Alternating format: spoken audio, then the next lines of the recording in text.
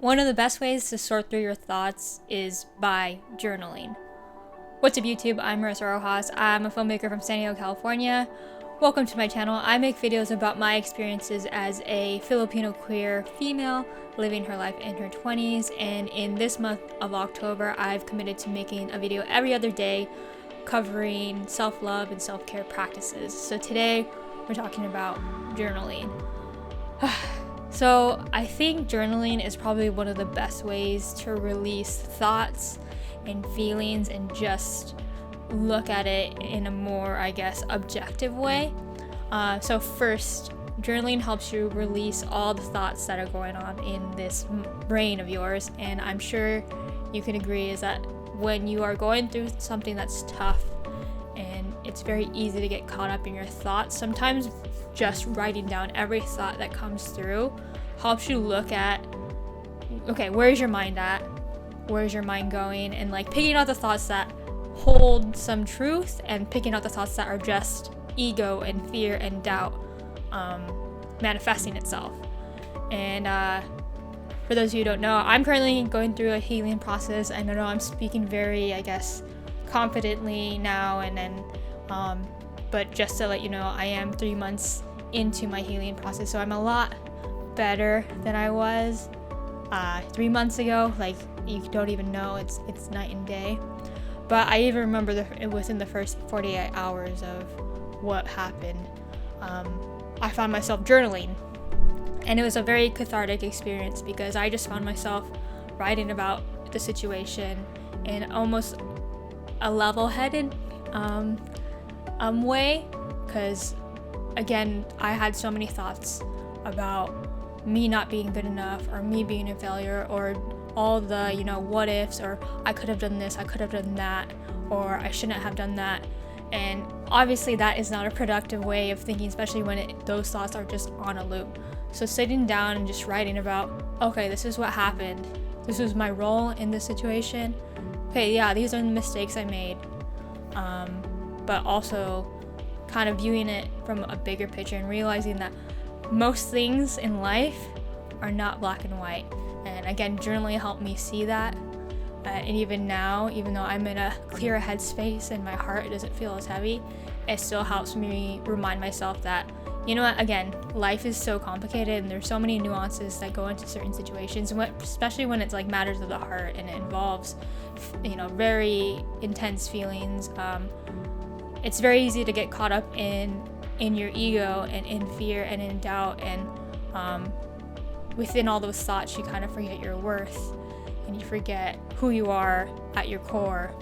And again, journaling helps you sift through those thoughts and again pick out the ones that hold truth and pick out the ones that are just your human brain, your mind playing tricks on you. Because yeah, this guy, this or girl, I don't know if it has a gender, is very cruel at times, and I think any human being can agree with that. So again, it's a release, it's cathartic, it helps you reach some sort of objectivity. I'm not saying don't ignore the mistakes you made, because that kind of goes to self-awareness, but I think that's another video in itself. And as I said, I'm pretty far along in my healing process. I found that also journaling helps you, at least I've been trying to practice more gratitude, whether it's just thinking about things in a more positive life and taking inventory of all the good things in my life, but also I think sometimes just writing down all the things that are going right in your life and all the good things that are in your life at this moment, and also just really writing down why you are grateful for certain things, and really focusing on not just the thing itself, but the feeling that person or that situation or even that material thing gives to you, and why you are grateful for it. I feel the more you can really dive into gratitude and not just write about it or speak about it, really to feel it and hone it, the better. Again, I think gratitude is such a powerful feeling. It's definitely something I've learned along in this process, that whenever you feel yourself wavering and going back into the negativity of all of this, when you lean back into gratitude, for one, it helps you get out of the darkness, but also can shift your mind and your focus onto, again, the good things in your life. And also, I think journaling is a good tool to use to document your progress. Again, if you're in a healing process, just to realize that, for one, it's not linear. So there's going to be days where you feel great, and then there's going to be days where you feel like you've made no progress at all. But I think if you write down, like, even if it's just like a mood check and like, I feel great today, and then the next day I really feel sad, or I really feel down. And, you know, of course it could be more fleshed out than that, but and then when you get to revisit that journal and like realize like, wow, I did really good this week, or this month was like up and down, but for the most part I made it out alive and on top of everything. I think that's important too.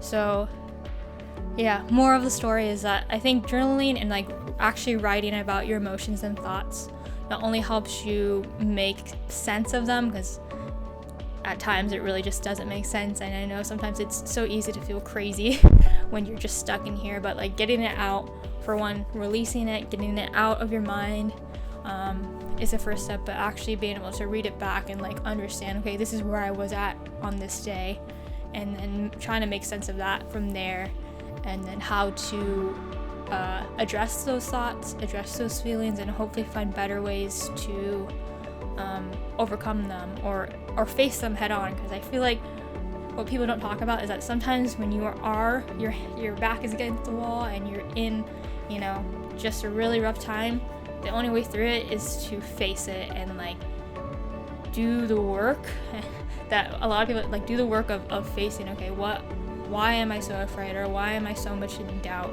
and why am I questioning my worth? And it's very, very scary, and I can sit here and talk to you about this all day, but the actual act of doing it is probably the toughest thing. But I think it's important to realize that till the moment you actually face what is really at the core is bothering you, is causing you so much strife and so much pain, you're not really gonna, not you can't, but like it's gonna be, I think, what I'm trying to say is that this kind of stuff is hard, and I think, again, journaling is one of those tools that kind of can help you face certain things that are probably not easy to, especially when you're up in here and there's really no like organization to it all. It's kind of like trying to do a really tough math problem in your head, right? It's really tough to do, but if you get it down on paper and can write out all the steps, you kind of can see it for what it is and try to find the best solution for it. And of course, it's not as black and white as a math problem, but just think of it that way. I think once you get it out, it's much easier to tackle. Anyways, that's all I had for you today. Once again, I'm Marissa Roxas. I'm a filmmaker from San Diego, California. Thank you for joining me along on this Self-Love Vlogtober. I won't see you tomorrow, but I'll see you next day. Until then, stay strong and take care.